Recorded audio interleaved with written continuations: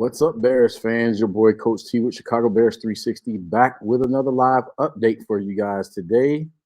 Listen, we wake up to good news for all Chicago Bears fans.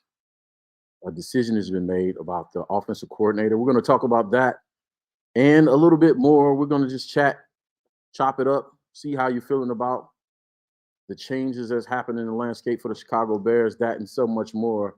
Y'all know what the deal is. Cue the intro, maestro. Let's go. Contra.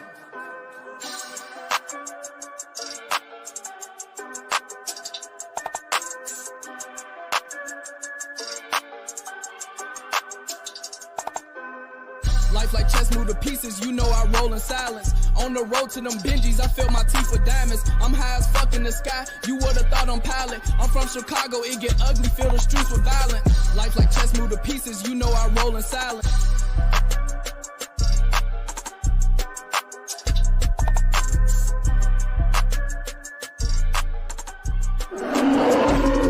Past, present, future. We bear down. And just like that, we're back, Bears fans. Thank you for joining me. So much happening in the space for the Chicago Bears.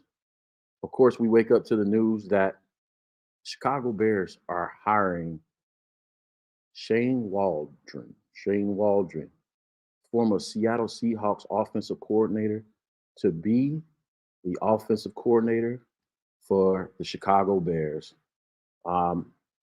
Want to see what everybody's reaction is to the news. I'm gonna give my take on the hire and just talk about what it means to the Chicago Bears moving forward as we prepare for the offseason, as we prepare for what's going to be a very interesting offseason, to say the least. Of course, you know, I had the opportunity to get my shots off on X or Twitter already early. It's nothing new. It's nothing I haven't been saying for months already. If you've been listening, if you're a member of or follow or subscribe on the channel. By the way, about 72% of you all that watch the videos are subscribers. We want to get that number up. We want to get it closer to 80%. Getting greedy, right? I know 72% is pretty good, but if you're watching now or watching on the playback and you haven't already, please do me a favor and subscribe, like and subscribe to the channel, like the video, subscribe. That's our currency for us content creators, right? For taking our time to try to provide you meaningful content, meaningful coverage of the Chicago Bears team, right? Oh, and I have an announcement too, if I haven't made it on the show already. Have an announcement for all of you all that follow the channel. I guess I'll start with that before we get into this Shane Waldron breakdown. So my announcement is this.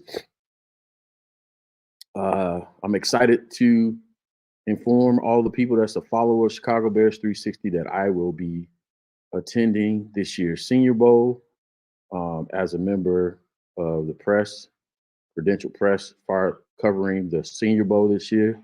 Looking forward to it. I have a specific agenda in mind as I go down and travel down to Mobile to cover all the players looking to increase their stock heading into the draft. So excited about that. I want to get in contact with some scouts, hopefully some Chicago Bears scouts. I really want to pick their brains and understand what it is they're looking for, what they're coached to look for, what they're told to look for in scouting. And then also, I want to take a look at some players. I want to definitely take a look at some players. I have position groups in mind. I can run those down for you really offhand. I'm going to definitely take a look at offensive line. Of course, everything starts up front. So definitely the tackles, guards, centers. I'm gonna focus in on the center. Probably priority wise, I'm gonna focus in on the center position, then tackle and or guard. If anybody kind of pops out at me, I'm definitely gonna try to bring in some coverage on those guys and shine a light on some of the kind of lesser known names, but also bring some coverage, some real um, feedback for you guys as to some of the popular names as well.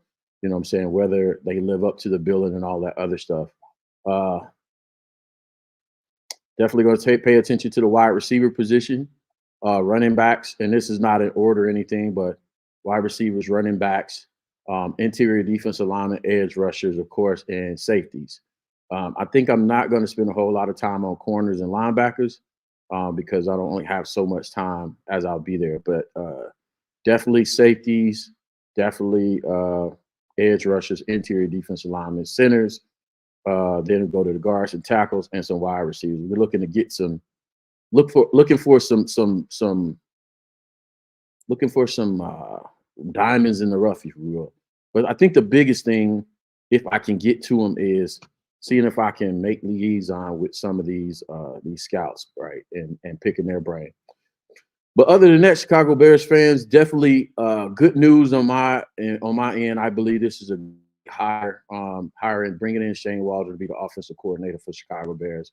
I think it's an excellent hire. Of course, definitely got to give kudos out to Ryan Plows and Mike Eberflus and Kevin Warren and all the entire staff of making Chicago a desirable destination for I arguably the top candidate out there for offensive coordinator on the market, and then especially so many positions that's open right now.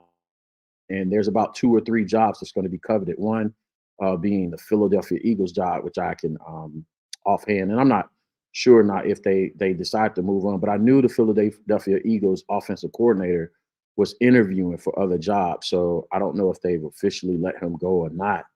But if he does move on, that's going to be one of the most coveted jobs in the league as far as people moving on. Now, the Bears did request to interview Kellen Moore from the Los Angeles Chargers, but that was blocked. So we don't know if Kellen will remain in place in Los Angeles or if that position will become open. But it's going to be another one of the coveted positions, depending on, and especially depending on who the head coach is there. Some say it may be Jim Harbaugh.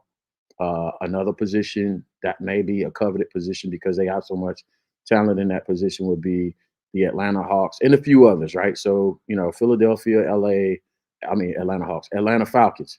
But yeah, you know what I'm saying? The Shane Waldron hire, I think it's a home run by this Chicago Bears staff, Ryan Poles, Matt Eberflus, because I believe the intention when they started this journey, this rebuild, this reconstruction of the football team is they wanted to emulate some of the best practices of some of the best organizations in the league.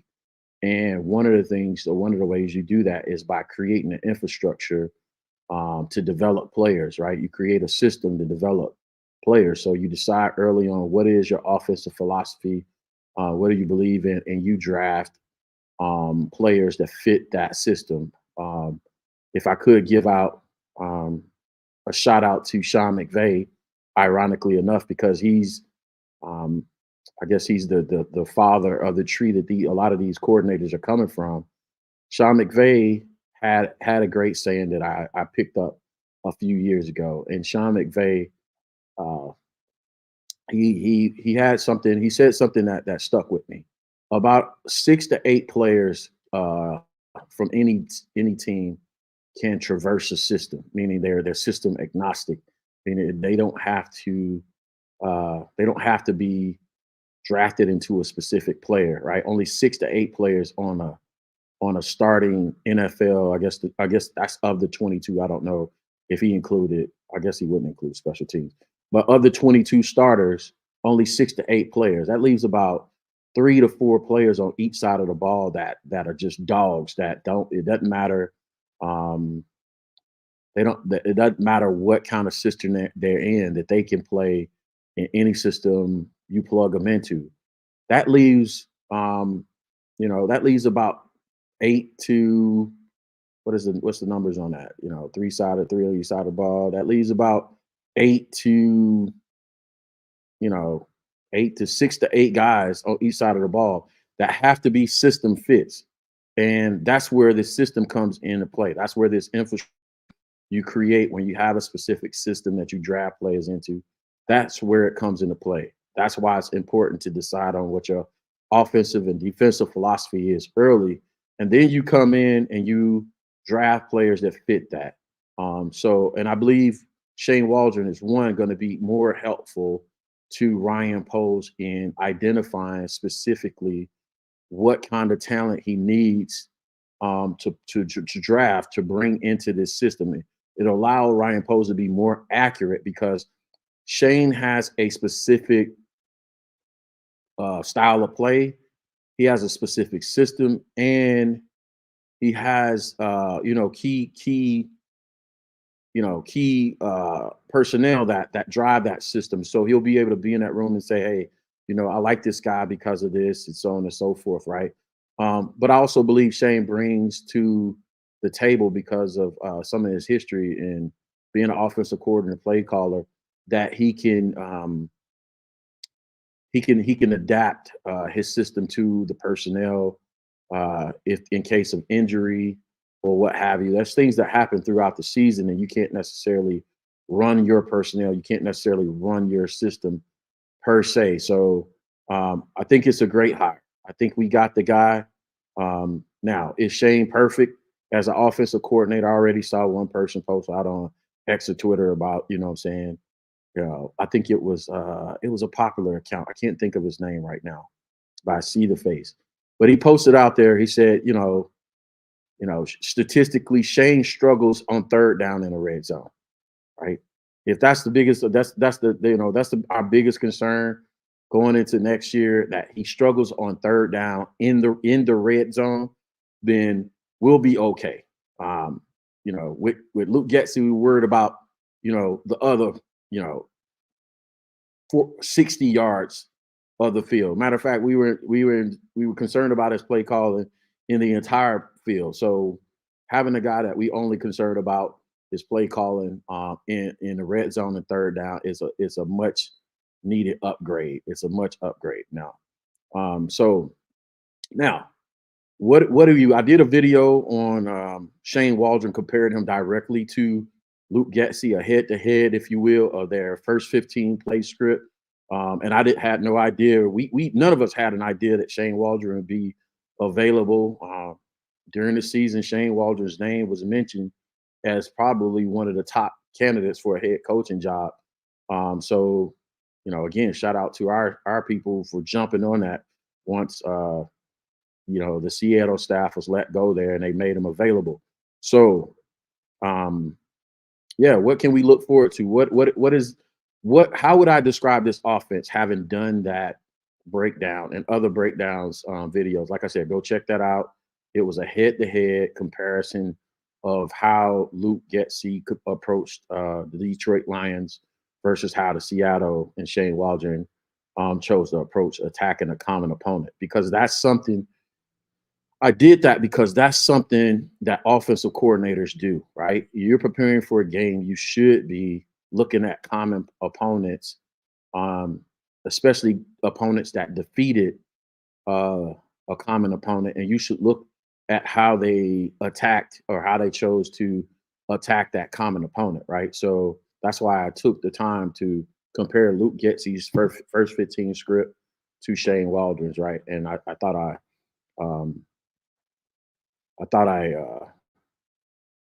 I came away with some good stuff on that. All right, cool. So what am I expecting out of this, Shane Waldron system at a very high level without going, explicitly into detail? I'm expecting, Sean McVay 101, right? Heavy on the outside zone, heavy on the inside zone. He'll run his counters off of that play as the defense dictates, right? So they have a little bit of both in their bag. Of course, they have the lead, the ISOs, they have the duos, some toss game in there as well, right? So from a running perspective, they run the typical stuff. But I think the difference between how McVay does it or Shane does it compared to how other teams do it They like the split zone a little bit more, where you have kind of a tight end pulling across the formation as they're running the zone, right, to create a lane for the running back cutback, right? Or um, not only does that tight end cross the formation in the split zone to create a lane for the running back to cut back, but they also can run play action off of that same motion where the tight end crosses the formation.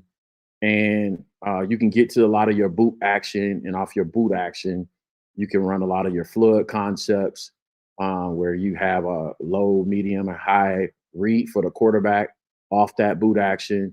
So it's largely predicated on, you know what I'm saying, setting up, big plays through the run, a vertical passing game off the play action and making, taking your shots downfield. Shane does have a good system. He has a good repertoire of kind of quick game passing, but it's not, spread and, spread the, formation out and, throwing the ball over the field. It's more or less, I would describe it more or less as more strategic in the sense that they set things up. They're not just doing things to do it. So again, split zone, outside zone, inside zone, counters, duos. I'm trying to think back to all the things that I remember seeing. I probably saw a fold or two up in there. Toss plays. He likes his big backs. He likes his big, strong backs in that system. So I think Roshan Johnson would get some action. Maybe we need a more physical, dynamic off speed back or speed back or quick switch back. Another guy to compete in there.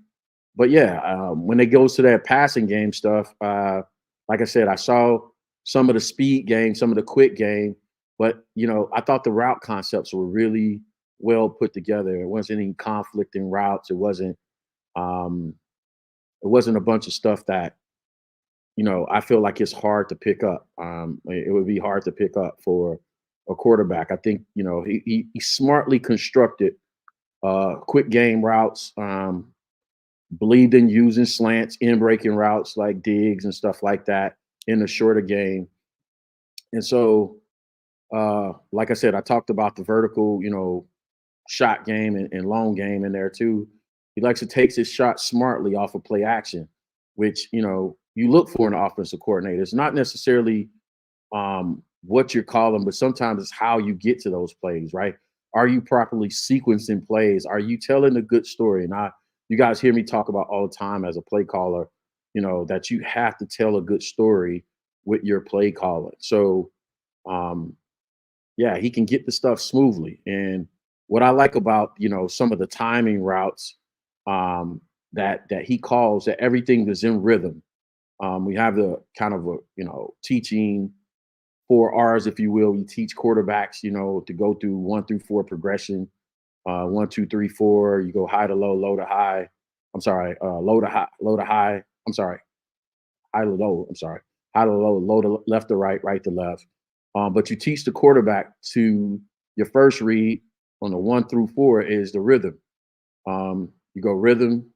The second one is read, rush, and release. So rhythm is that first read. It should be in timing. That second read should be a true read. By the third read, you start picking up speed and kind of moving your feet a little bit. You got to start getting busy to get out of there. And then fourth, you out of there. You know what I'm saying? You out of there. So you either hit on the move or scramble drill or something like that. It's kind of how people teach it. I like to keep that acronym handy. But yeah, all the stuff that he does, I think he does it smartly. He gets it to it smartly. He calls plays that make sense at the particular time. I don't think you guys are going to see any trick plays on 3rd and short, 4th and short, to go situations where we just need a yard or we just need to fall forward on the first down, or, what I'm saying, where it could calls for, I don't know what we call it these days, the tush push, the Philly brotherly shove, or whatever the case we're calling it in Chicago.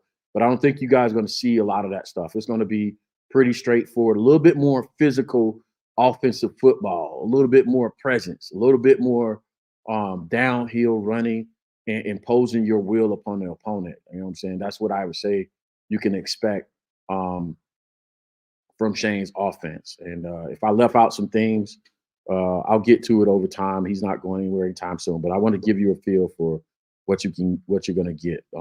Like I said, you can go back and look at some old Sean McVay stuff. You can pull up some Shane Waldron stuff, and I'll probably clip some stuff up in a future show. But I wanted to get my opinion on that. Right. So what is it that everybody wants to know, right? And I already tweeted it out. You know what I'm saying? People had their opportunity to disagree with it. Y'all know me. I don't care, especially when I'm in winter mode. When I'm in winter mode, where I'm in what they call woofing mode. I'm not getting any haircuts as long as it's cold as it is outside. I'm in wolf mode right now. Um, what is that people want to know? You know, what does this mean to the ultimate conversation that everybody in Bears land is having right now? What does it mean? What does it mean to me? This is my thing. And I don't expect anybody to take possession of my thoughts, my perspective on this. When I do this, I don't look for agreement or disagreement. I go with my conviction. I go with my gut. You know what I'm saying? And again, y'all know the basis of the show is, you know what I'm saying, Chicago Bears football from a coach's perspective, right? So I told y'all weeks ago when this all started, I thought uh, the significant tea leaf, if you will, of this whole conversation was the fact that we kept Chris Morgan, as the offensive line coach, and we kept the tight ends coach. One, typically what happens is you have two offensive line coaches, or the tight end coaches share offensive and tight end and offensive line coaching responsibility. So, you know what I'm saying? Tight ends work with the offensive line a lot. So, of course, those position coaches are usually close. Usually what happens is a offensive line coach, one of the coaches will take the interior offensive line and work on different techniques from an interior offensive line perspective. And the tight end coach will take the tackles and the tight ends and work with them together, right? Different steps. One has to play in space versus the other one that plays kind of enclosed spaces in the phone booth, so to speak. And they work what they work. They work on that technique. They work on all that other stuff. All right, cool. That's establishing the foundation for you. But I thought it was a significant thing, and I held on to that because I understand how offenses are designed. I understand how plays are designed, how plays are designed, how offenses are designed, right? And everything, I repeat, everything goes through the offensive line and goes through the offensive line coach, right? So a lot of the run calls, whatever significant run calls or checks from the run call or this, that, and the other. Shout out to the 80 plus in the chat. I think we're breaking the record right now, by the way. Let's run those likes up. Let's try to get me 100. I don't think I've ever hit 100 before. But anyway, a lot of those run calls, checks in the run calls or stuff like that, communication that happens, it's all the offensive line coach. He and the players are working through whatever that language is, it's on him. Run game, pass game, it's on the offensive line coach. The pass game calls, the slide protection calls, whether you have 5 different pass slide protection calls or you have 7, he names all that stuff. He creates the language for all that stuff, right? It's, the offensive line is everything. And then the calls that go along with the offensive line, the center calls, O-line coach. Slide protection call, O-line coach. The running back calls. What are we calling this when the running back has to split the 3-by-2? Or when the running backs has the end on a complete slide protection one way or the other? O-line coach. He creates the line calls for all of that stuff. And between the run game philosophy, right? And this very well could be, listen, it's not, I want y'all to understand something. Nobody can reinvent the game of football, right? Nobody can reinvent the game of football. I don't care what level you are. Everybody's pretty much running the same stuff from high school to college to the pros. No, you can't reinvent the game of football. So all the stuff that I called out to you earlier, you know what I'm saying? Outside zone, inside zone, counters, powers, toss, whams, duos, ISOs. Everybody runs the same stuff. The only difference is what they're calling it. And the person in this situation that's responsible for what they're calling it is Chris Morgan, CMO. So I would say about because of them retaining him, about 70%, 65, 70% of this offense is already intact. It's already intact.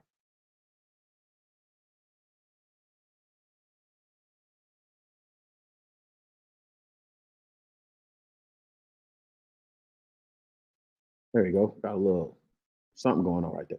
The 35 to 30% of it that still remains is the passing game and the language that goes along with the passing game. It's the offensive coordinator coming in and decide what is he calling shifts, what are he calling motions, and then what he's calling his route concepts. I'm going to assume in the NFL they don't do numbers because you have a choice as an offensive coordinator whether you do numbers, right? So you call a pass play, you might call 960, 953 as a route combination. That means the first guy's running 9 route, next guy running 6, next guy's running a 3. And then you'll have a backside route rule that, hey, this week, everybody on the fourth progression is running a dig, a drag, post corner, whatever the backside rule is, right?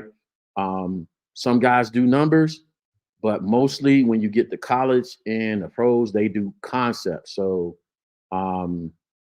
they'll do, I'll give an example. A Florida route is example of a 9-out route combo. That's kind of a known thing, right? There's a bunch of different known route concepts. They'll call it Florida. They'll call it, they'll Mississippi. They'll call it Alabama. Whatever the route concept is called, the players have to know what that route concept means and how to get to it and what the depth is. If they're breaking at a certain depth, what that depth is, but they have to know whatever position they're in, whether in the X, Y, Z, they got to know what they're running in that concept, right? So there you go. He's going to be responsible for layering whatever CMO already has in place. Probably, I'm leaning. That's the logic, and that's why they kept CMO, because they didn't want to reinvent the whole offense per se. They want to layer this offense, but what we already had is a great running game. They wanted to layer that and layer that with a good passing game. So if all he has to do is come in and layer this passing game on top of the run concepts that CMO already believes in, and CMO's coaching pedigree. He's a Kyle Shanahan in Washington and Atlanta guy. You know what he believes in. So all he has to do is layer this offense with a competent passing game. And because the language remains the same for the most part, we're off to the races. So our wide receivers, tight ends, backs, and our quarterback just needs to come in and learn Shane's passing concepts. And I know I'm making it sound simple than it would that probably will be, but it's not as much as learning an entire offense all over again. I think that is the tea leaf, the major tea leaf for us to hang on to. That's for me. That's what I'm going to. From a football logic standpoint, I thought that was a big deal because it lessens the learning curve for everybody. The running game can just go. You know what I'm saying? Shane can come in and be like, hey, what do you call this? All right, cool. Boom. We're going to install this week or whatever. Just go for it. Again, you're not reinventing football. A power play is a power play. Counter play is a counter play, whether it's counter trade, guard, a Y counter, guard H counter, guard GF counter, whatever counters they want to install. Outside zone, inside zone, same rules. Install that stuff, call it, run with it. The passing stuff is going to take a little bit of, you know what I'm saying? But I don't say you have plenty of time in training camp, but you have a good amount of time if you start now to start installing stuff, going to training camp, and it should be popping by between week 4 and week 6. This is not the same as reinventing the offense all over again. And I don't think That's the major thing, right? And so that's what I'm basing my take off of. Everything I just told you, right, is what I'm basing my take off of, or the out earlier. Before they hired Shane Waldron, I was about 70, 75% sure that we were retaining, or we would start next season with Justin Fields as our quarterback. This pushes it about another 15, 20% for me, that I believe, you know what I'm saying, we're keeping Shane Waldron based off of both issues, keeping SEMO and hiring Shane. Now, does that mean that we could go up and get Caleb Williams still and bring Caleb Williams into the offense? Um, yeah, but keep in mind, Caleb Williams has to learn everything. He's going to have to learn everything. He's going to learn the run game and the passing game, right? And then add on and stack on to that, he's going to have to learn to operate in a Sean McVay system, which I saw somebody put out and say that this is a good fit for what he did in college. It's absolutely not. I disagree with that statement wholeheartedly. He was in an air raid kind of high RPO system in college. And this is not the same. Does he have the physical raw tools to operate in this offense? Absolutely. Absolutely. But it's going to be a much steeper climb than what it was if we go with the incumbent at quarterback and just pick up the passing games and keep it moving. So that's the pure logic that I'm operating off of with my takes. You know what I'm saying? Like, I don't know. People get heartburn. They want it. You know what I'm saying? They want to hear what they want to hear on these issues. But again, the whole premise of this show and what I do on here is try to manage expectations through tying this stuff to football and how football is played and how football is coached and how plays are designed and how game plans installs are done and how game plans are formulated and how call sheets are formulated, right? Again, that's the whole niche there. So that's why I'm confident when I say this stuff. And that's why I don't mind, even when I'm wrong, somebody told me today, they was like, yeah, I'm saving this because I'm coming back. Listen, I almost gave him the business. You know what I'm saying? I'm trying to do better with my cussing. Listen, damn it. I don't care if you draw a damn picture. He said he's coming back. So I said, I don't care if you put in reverse, double reverse, that is, jump, dunk it, moonwalk out. I don't care what you do. You can come back later on all you want to. It's not gonna be no skin off my back because I tied a football take to logic.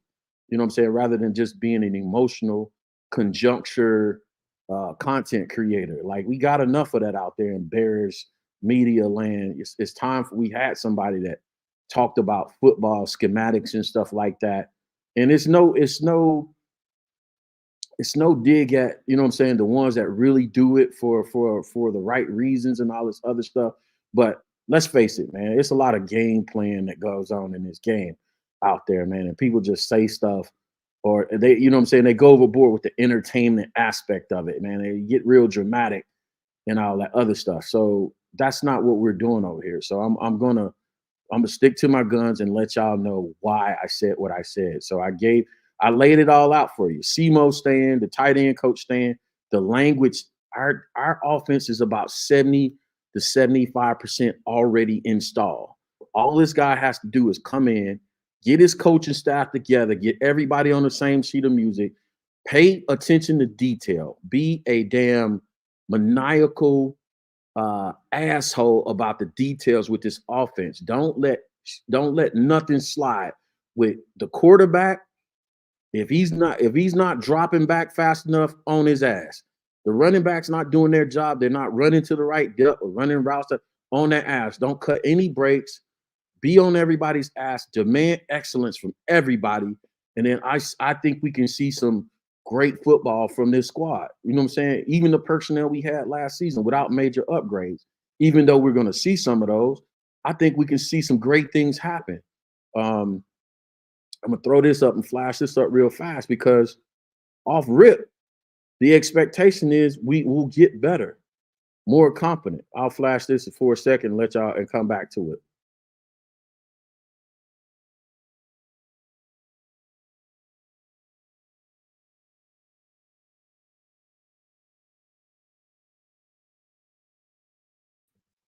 So off rip, y'all see where Shane ranked compared to Luke Getzey's. And so off rip, I expect that, and it's a realistic expectation, and you should too. Should expect this offense to be dramatically better. I expect them to be dramatically better, not necessarily starting week one, but I'm giving them about 4 to 6 weeks to get their stuff together, right? By between weeks 4 and weeks 6, I'm expecting this offense to be cooking with Crisco. But again, it takes a maniacal guy that's going to be a stickler for the details. That means whatever position coaches he hired. And my candidate for quarterback coach is Pep Hamilton. I haven't been shy about that. He did a great job with Justin Herbert in LA and the Chargers the year Justin came into the league. And then also whatever they do at quarterback position, I hope they hire a guy that's going to be able to, that knows this system, and a guy that can pick up the offense in the event that Shane moves on next season and takes a head coaching job on the heels of success with the Chicago Bears. So that's my deal right there. That's what I'm expecting. That's what I want to see. But anyway, O-line coaches in place, hire wide receivers coach that's about the details. Go get one of those former players that coach the position. I don't know, the Randall L's of the world that like the Randall L's of the world. Go get a guy. What's his name that used to play in Pittsburgh? That Hines Ward. I don't know if Hines Ward is coach. Get one of those guys that plays the position and understands that, knows how to command respect, but demand excellence out of the wide receivers and challenge them to be their best. Go top to bottom and run your stuff, coach. I'm expecting him to do his thing. So that's it in a nutshell. Everybody, was waiting to, kind of waiting to see, was I going to change up and all? Nah, bro, I'm not changing up nothing, bro. Y'all now know what it is. Simo's still there. Shane is here now. A big piece of the puzzle is solved. To me, I'm about 85%. I'm arrested on 85% that Justin is coming back. As far as the defensive coordinator position, I'll say this about the defensive coordinator position before I get out of here. I'm very surprised that we haven't heard more names called, but I'm not surprised at the same time because I believe 2 candidates may be in the building. Well, actually, if you think about it, 3. If the head coach is still flirting with calling defenses still, and he feels comfortable with handling both responsibilities, and he trusts his staff to do the prep work for him, and he feels comfortable with continuing with that responsibilities, I'm okay with it. So that's one of your guys right now. That's one of your options, to stick with the head coach, because you already have a feel for the football team and the players and what they can and what they can't do. Now he needs to do some adjusting in his 2-minute game, and work better on that part of it, and closing out halves and games at the end of the game. But for the most part, I think he has his thumb on the pulse of this defensive football team. Then you have Phil Snow, who worked as an analyst, who many credit for the uptick, the trending up of this defense since he had joined the staff during the season. You have John Hoke, I hope I'm not messing up his name, who's DB's coach, who a lot of people respect in the coaching world, the coaching profession, who's a teacher of football. And then you heard the name Chris Harris brought in. And how about that? How about bringing in a Chicago Bear, somebody that's developed a reputation in the coaching world, who's played in this system, who coaches, in this system, who coached with Coach Eberflus before, and who potentially can bring out the best of the players and command the room in terms of the defensive players from a former player standpoint, knowing what they have to go through the day-to-day, week-to-week grind, and still demand excellence from them from a player standpoint, and all that good stuff. I'll do more work on Chris Harris and describing kind of his history, his background in the future. I didn't plan on being on here a whole lot, really long today, but I wanted to get this take out there. I wanted to get y'all, letting you know why. Really get it out there and letting people know why I took the approach I did. Um, yeah, I see you, Dr. Truth. I already changed it. I don't know if it caught up on your end. He said it says high, but not higher. Yeah, I already changed it on the back end on the YouTube studio. So if it didn't change on y'all end, then it's just still not updated, but it's already changed. Appreciate you looking out for me, my guy. But yeah, that's it, man. I really like, what I'm saying? I'm standing solid on that. I'm more solid on Justin coming back than ever now. Now it just becomes a matter of us going into the draft and really deciding, is it, in my mind, I've already moved on. They can, the detractors can do what they want to, say what they want to. But in my mind, I've already moved on. Still leaving. By the way, I still left 15% for Caleb. But I think, in my mind, I've already moved on. Now, here's the other part. It's really about what the needs of this football team is and what do you do with both of those picks? You know what I'm saying? Do you trade back with both? I think you can do less trading back with number 9. You really have to draft somebody with that one. But who's the trade partner? What's the deal? And how do you maximize that? It has to include multiple first rounders, in my opinion. And if we can get that from a team with this offensive coordinator in place, I don't think it's unreasonable for us to expect a moderately deep playoff run. And by that I mean, maybe disappointing first round exit, maybe a surprise win in the first round. I don't think it's unreasonable to expect something like that, right? With a trade back, filling in some of our holes on the defense and offense. And then also keep in mind, and somebody brought this to my attention the other day, we have to spend some cap money. We don't have to go crazy. I prefer us not go crazy with the cap, with free agency, but try to get one of those less expensive positions to fill through free agency. Or you'll do, Ryan Post can do like a lot of other GMs do. They just get guys on 1-year deals and pay those guys year to year, depending on the position. But what you try to do is those free agent positions, especially if it's a position of need with a less expensive player at a less expensive position, and try to fill out your roster from there and go with that. So let me know what y'all feel about that. I got to give y'all my shouts out before I get out of here. I gotta check the DMs as I traditionally do. So let's get to it. Did you get like some crazy DMs or what? Very. Surprises or no? You're talking like blue check marks? Yeah, like people who be sliding and I'm like, wow, y'all fuck with me like that. So shout out to y'all in the chat. Again, I saw 80 plus in the chat. I think y'all broke a record for me today. So shout out to y'all, man. I appreciate the support. Again, guys, I don't look for everybody to understand. I don't look for everybody to agree with my takes, but understand this. I'm gonna make them anyway. Here's the thing: if we expect everybody to say the same things and do the same things, bro, it's a recipe for insanity. That's all I'll say about that. So shout out to Dr. Truth said you could trade down multiple times, but the Bears should take advantage of getting an elite player this year and not just multiple good players. I don't disagree with you. A lot of conversations about Marvin Harrison Jr. I would love to have Marvin Harrison Jr. on this football team. However, one of the things that I want to see, and I have to look at the list of players. Let me see. Check it real fast.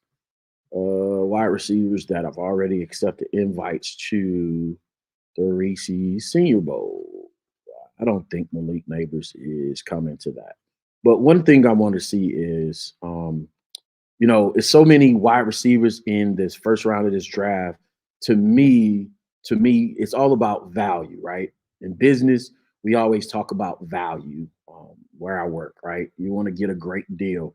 Um, and so for us to get value out of that, to me, whatever you could get in exchange for trading back for Marvin Harrison Jr., a few spots, you have to ask yourself, you know, is that worth multiple players together, the collective?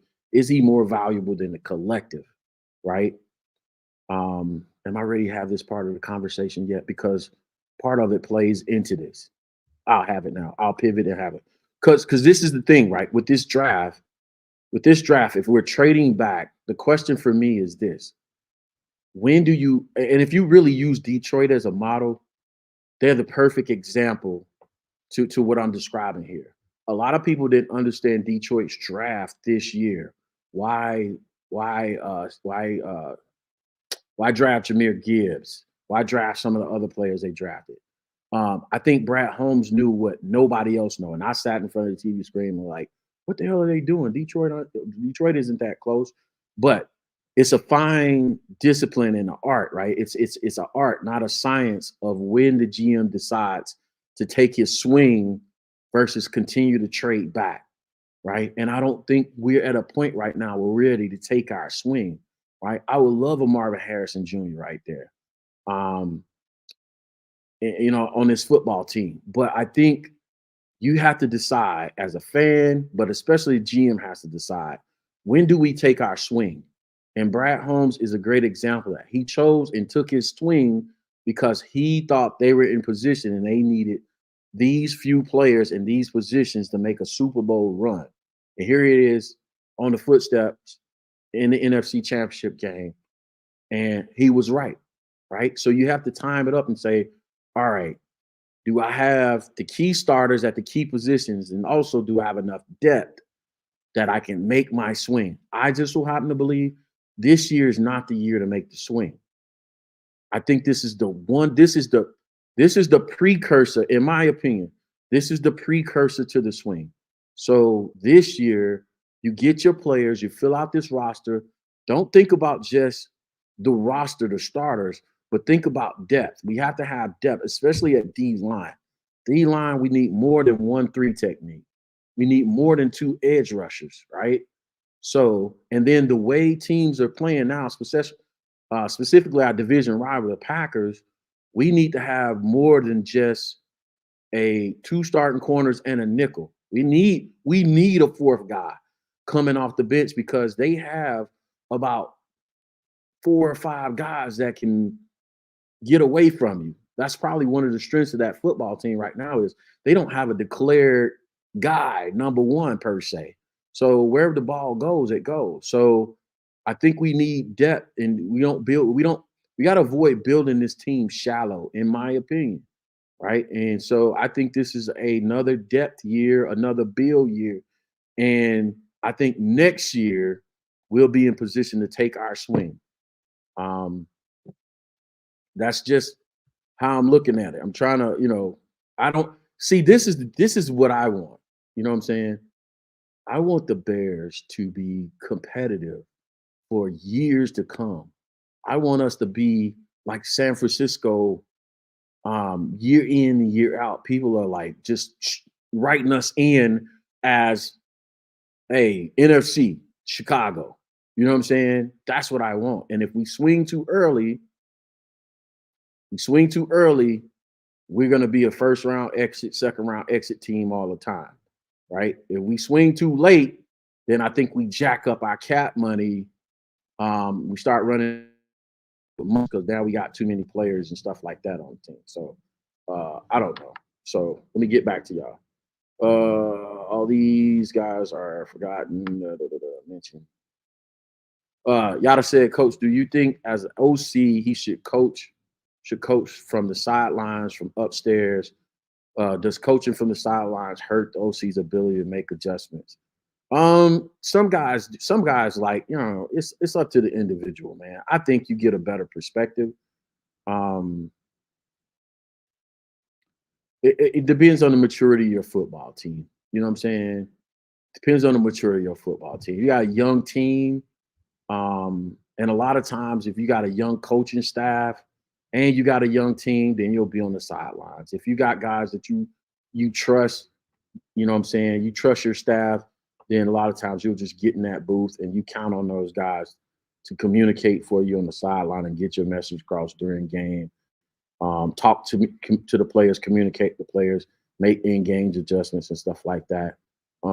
Me personally, I mean, I didn't have a preference. It depended on you know how senior, how junior my kids were. So he said if we get a good center, we're good at O-line. Right there though. He was responding to complete Cornelius. Levante says, Coach, I think we were close enough to take a swing. If not that swing, a much bigger swing. So you're saying you think we're close enough this year to take a swing this year? Okay. I listen. I ain't mad at it. I think we need another wide receiver. I think we got a few more holes, man, to fill. Center. We need another guard, perhaps. Maybe we don't know what we have for sure at guard.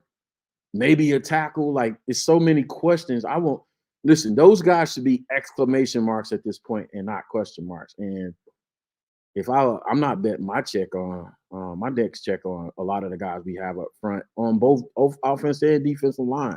Other positions I think we're great at, but I think we still need depth. But I could be totally wrong. Like, Pose could see that this team was totally different. What was the number he gave out at the beginning of the season? Did he say 70 or 80% of the roster was filled?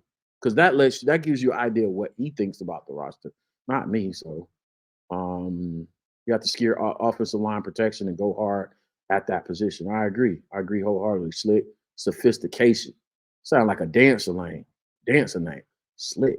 That kind of reminds me of that song that Snoop put out a little while ago, years back in the early 2010s, called Sensual Seduction. That's gonna be my online name if I go ghost on y'all. I'm come back as Sensual Seduction. Somebody mentioned Xavier Leffick. I'm definitely looking for my boy at the Senior Bowl. I got him circled on my list. Name circled on my list. Is the guys are fine. Hopefully, like I said, I can get player interviews and stuff like that and bring y'all some responses from the players themselves. Hopefully, we get access to them. And I got to come up with my list of questions that I'm going to ask these players if I get a chance to run into them. Definitely want to know from the scouts, man. Like, what are they looking for from offensive line players? I really want to know kind of where they're being projected to go. First of all, what they're being told about what they're being projected, and then also from offensive linemen, I want to know what style of run game do they see themselves, or where's their pedigree? Like, how they traditionally played in gap power offenses or zone offenses in their past. How do they feel about their ability to play in both systems, both style games? I'll be able to observe their athleticism, right? I'm thinking about guard, center, tackles, pulling, so their athleticism be important to me. And, I'll come up with some stuff to ask them, man, to see where they're at. MJH, Fashano, Neighbors. I like those names. Fashano is the tackle. Now, I think there's some other names out there that's popped up from a offensive line standpoint that I thought probably shine a little bit better than Fashano and stuff. Fuaga, I like Fuaga, man. I like athleticism a little bit better than Fashano and Ola, in my opinion. What's up, Sean? Sierra, the super back in the house, my guy, my partner, my player partner, doing this thing over there with Sean and Maya in the morning on the Sports Zone Network. Yeah, he said, I see a little. Arturo says, I see a lot of new names in the chat. Hope it translates to more subs. Yeah, man, y'all get them subs up. Do me a favor, bro. That's a great point, Arturo. Thanks for plugging for us. Listen, I'm going to tell y'all this. First of all, Chicago Bears 360 is now streaming live on X or Twitter, so y'all going to see some new names in there. We're also on Facebook. The Facebook channel is going crazy, too. It's blowing up. And by blowing up, I'm seeing one new subscriber a month, maybe. No, I'm saying, I'm joking. It's probably like one new subscriber a show And that's fine. I don't go crazy over numbers and stuff like that. But it does feel good to know that we got growth. More people are joining the tribe. They understanding what we're trying to do on the channel, and I appreciate y'all support. But yeah, about 70% of our viewers are subscribed to the channel. 72%. I want to get that number in the 80s because I just want to. Shout out to my pops, man, in the chat. Y'all see him holding my nephew right there. Got to give big love to my pops, man, because you know what I'm saying? He the one to introduce me to game. He the one that sat us down and watched Chicago Bears all the 84, 85 season. You know what I'm saying? And holding my big nephew right there. But shout out to you, pops, for you know what I'm saying, being the man, bro. That's the man right there. Dr. Truth in the house say could trade down much. Oh, I already got that comment. So y'all moving so fast, bro. Berlismo, what you talking about in the chat, man? You been quiet today. Dr. Truth already fixed me up on the thing. Berlismo, I had to get a Berlismo comment in. He says he's a very, very good coach. Steve Smith. Steve, woo! Quit playing with him, Berlismo. Man, come on, man. If this is the name Steve Berlismo is coming up with as the potential wide receivers coach, man, you know what I got to do with that. Y'all know when I get a fire comment, y'all know when I get a bomb comment, y'all know what I got to do, right? I gotta drop a bomb on it. That's a great thing. If you can lure that guy off the TV, man, and hire him as the coach of the wide receivers, bro, y'all gonna see problems. It's gonna be problems. It's gonna be problems. I wasn't expecting to hear that. That Berlismo, you came out left field with that one. That was wild. Steve Smith for sure. Man, y'all need to at him on Twitter. Add him on Twitter. Harass this man's account. I don't even know if he's on Twitter or X. Harass this man's account. Bigfoot Loch Ness. He put both monsters together on that. You must be a beast, my boy. I hope you bench over 225. You know what I'm saying? If you're gonna be Bigfoot and Loch Ness together, because that's a hell of a combo. He said too often emotion is used when looking at this team, even those that try to prove their point by the tape. This is the first channel that keeps everything real. I don't know, man. I don't know about all that. You know what I'm saying? This is what I'll say about keeps it all the way real. I'm honest about my support for Justin Fields. I'm not an anti-Caleb Williams guy. I just think the path to victory for the Chicago Bears was one, getting a good OC, which we did. No, firing the old OC, which we did. Getting a good OC, which we did. Surrounding this quarterback with better players, which I'm hoping we're going to do, and I trust the GM to do it. And, you know what I'm saying, ramping up this defense, having a better defense, completing this football team, making these guys tougher and play tougher and more physical. And you know what I'm saying, getting on, like, this is the year, bro. Coach Eberflus has to turn up this year, bro. He got to get on these boys' ass, period, point blank. This is the year to turn up, man. This is what I'm saying. So, I mean, I don't know, you know what I'm saying? I don't have a meter for that, but I appreciate the support, Big Fat Foot Loch Ness. I appreciate your support. I appreciate you acknowledging what we attempt to do, man, which is, that's it, man. We attempt to build a platform based off of schematics, X's and O's. Again, Bears football from coach's perspective. I am not going to go any way from anything that my instincts as a coach tells me what we're trying. I try to put together the tea leaves of the crumbs, if you will, to give us insight to manage expectations, because that's how I manage it. I'm not as disappointed about games because I watch the film and I know what's going on. So, you know, it don't hit the same. I'm not as emotional. I'm not as mad. So if you don't want to always be mad all the time, and you really want to know why we're doing what we're doing or why we're not doing something we're supposed to be doing, then slide on over to Death Row, man, and hang out with Coach Steve. That's all I got to say about that. Stacy Carpenter says, love the channel, man. Love how you break down the game. Keep up the great work, man. I appreciate the support, man. Stacy, I hope you go ahead and subscribe to us and hang out with us, man. We have fun, bro. I have guests on the show that agree with me, that disagree with me. We have fun. We usually give out the drunk uncle when I have award. When I have guests on the show, I let them give out the drunk uncle award, and that usually goes to some media member, some player, some Yahoo in on Twitter that just wilding out. I really could have gave out drunk uncle today. I should have. I missed the opportunity. I'm not gonna do them like that though. I had somebody. Sometimes, man, some of these dudes, bro, they be acting real greasy on Twitter. They don't realize in real life, you know what I'm saying, they can get this work, but I'm not gonna go there.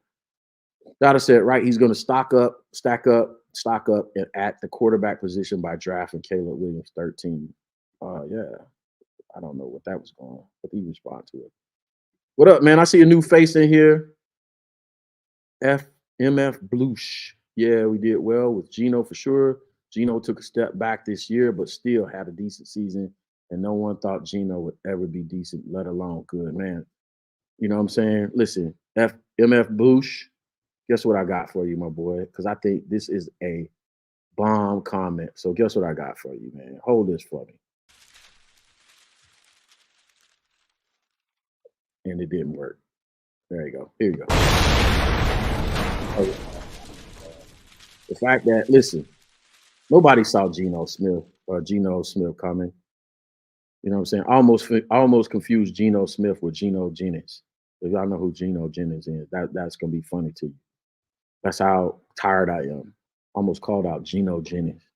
Anyway, it's a bomb comment, man. Nobody saw that guy coming from the dead. He's like that one meme where they in the studio and the guy's down and that Geno came from the dead, bro. You know what I'm saying? That's crazy. My man Baki in the building.